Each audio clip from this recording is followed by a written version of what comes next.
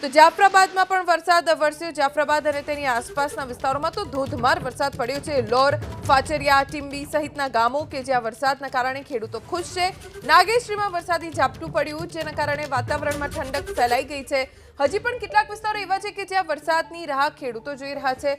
વાવણી માટે સારો વરસાદ વરસે તેવી ખેડૂતોને અપેક્ષા છે। જાફરાબાદના દ્રશ્યો છે કે જ્યાં વરસાદના આગમનની સાથે જ ખેડૂતો અને તેમના પરિવારજનોના ચહેરા ખીલી ઉઠ્યા છે। વડિયા, બાબરા, ધારી અને રાજુલામાં ધોધમાર વરસાદ વરસ્યો અને અમરેલી જિલ્લામાં તો સતત 4 દિવસથી આવો જ વરસાદ વરસી રહ્યો છે। અલગ અલગ પંથકમાં વરસાદના સમાચાર પ્રાપ્ત થઈ રહ્યા છે।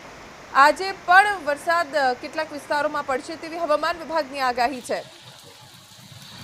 અમારા સંવાદદાતા હરેશ કુમાર પાસેથી વધુ જાણકારી પ્રાપ્ત કરીશું। હરેશ, અમરેલીમાં કયા કયા વિસ્તારોમાં વરસાદ છે?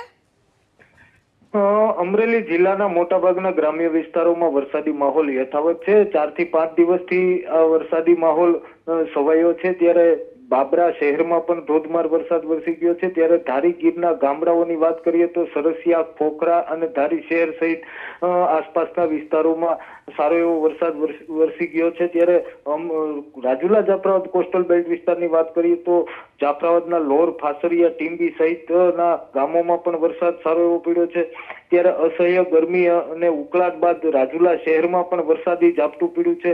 એટલે ક્યાંક ને ક્યાંક અમરેલી જિલ્લામાં વરસાદી માહોલ જામ્યો છે।